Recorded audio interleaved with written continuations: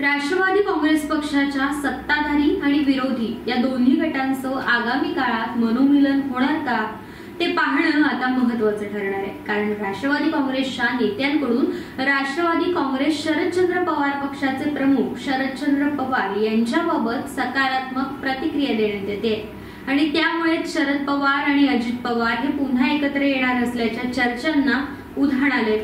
असं असलं तरी तसं झालं तर मग उपमुख्यमंत्री अजित पवार हे सत्ता सोडून शरद पवारांकडे जाणार की शरद पवार हे विरोधातील महाविकास आघाडी सोडून सत्तेत सहभागी होणार, हा देखील एक महत्त्वाचा प्रश्न आहे। विशेष म्हणजे शिवसेनेचे नेते तथा राज्याचे गृहराज्यमंत्री योगेशदादा कदम यांनी याबाबत मोठं वक्तव्य केले। त्यांच्या या वक्तव्यामुळे अनेकांच्या भुवया उंचावल्या। पाहूया काय म्हणतात गृहराज्यमंत्री। मला वाटतं आता महाराष्ट्रामध्ये एकंदरीत वातावरण बघता आता विधिमंडळाच्या विविध भागांवरती देखील आता मुश्किलने 40 ते 85 ची संख्या आता राहिलेली आहे आणि ही संख्या आता हळूहळू आपल्या 20 पर्यंत येताना देखील दिसेल।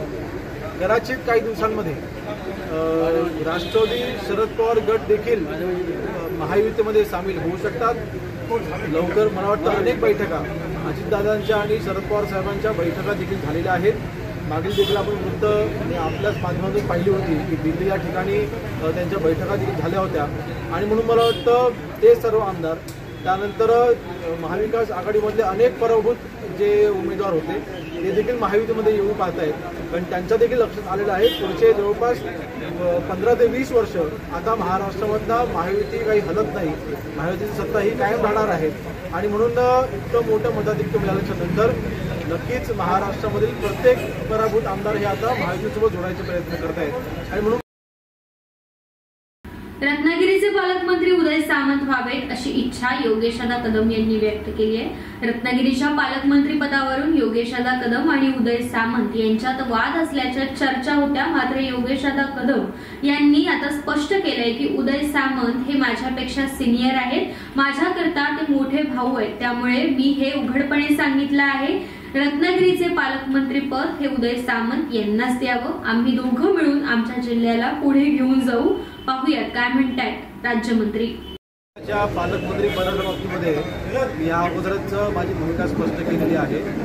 माननीय उदयजी सामंत हे माझ्यापेक्षा सिनियर आहेत, माझं करता ते मोठे भाऊ म्हणून आहेत आणि आमच्या दोघांमध्ये कुठलाही वाद नाही।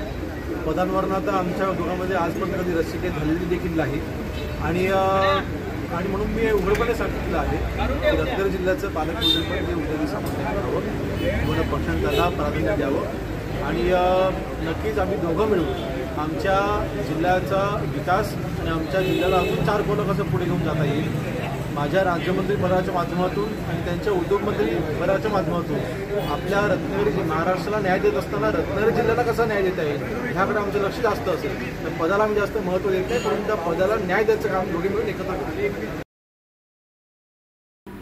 तर पुढे गृहराज्यमंत्री योगेशदादा कदम यांनी ड्रग्सच्या आहारी जाणाऱ्या तरुणांसाठी योगेशदादा कदम यांनी मोठा निर्णय जाहीर केलाय। राज्यातील मोठ्या शहरांमध्ये अंमली पदार्थांच्या सेवनाचं प्रमाण वाढतंय, याला आळा घालण्यासाठी गृहराज्यमंत्री योगेशदादा कदम यांनी आता महत्त्वाचं पाऊल उचललंय।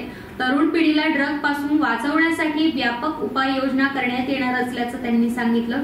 ड्रग्सचे आंतरराष्ट्रीय रॅकेट उद्ध्वस्त करण्यासाठी विशेष धोरण आखलं जाणार असून यासाठी 8 जानेवारी रोजी पोलीस प्रशासनाचा आढावा घेतला जाणार आहे, तसेच पोलीस प्रशासनाला कारवाईच्या साठी निर्देशही देण्यात येणार असल्याचं गृहराज्यमंत्री योगेशदादांनी सांगितलं।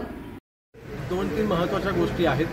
सर्वात महत्त्वाचा विषय जो माझ्या डोळ्यासमोर मी ठेवलाय तो म्हणजे महाराष्ट्रामध्ये जेवढे कमिशनरेट्स आहेत म्हणजे जेवढी मोठी शहरं आहेत ह्या शहरांमध्ये जो अंमली पदार्थांचा वापर केला जातोय, ड्रग्सचं सेवन जे केलं जातंय त्या ड्रग्सचं सेवन करण्यापासून तरुणांना वाचवायचं आहे।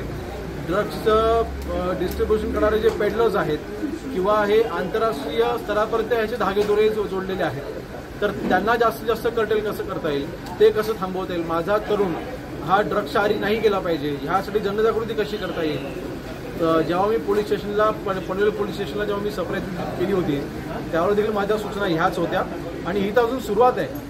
अजूनपर्यंत येत्या 8 तारखेला मी मुंबई महानगरपालिकेच्या अंतर्गत येणाऱ्या म्हणजे पोलीस प्रशासनाचा मी आढावा घेणार आहे तसं नागपूर असेल, त्यानंतर नाशिक असेल, मीरा रोड असेल, ठाणे असेल, अशा सगळ्या नवी मुंबईपासून सगळ्या कमिशनरेटचा मी स्वतः त्या मुख्यालयामध्ये जाऊन मी आढावा घेणार आहे आणि प्रत्येक पोलीस प्रशासनाला ड्रग्सच्या बाबतीमध्ये कडक कारवाई करण्याचे निर्देश हे मी ह्यावरून देखील दिलेले आहेत आणि ह्यापुढे मी स्वतः ग्राउंडवरती उतरून याच्यावरती मी कारवाई करायला लावणार आहे.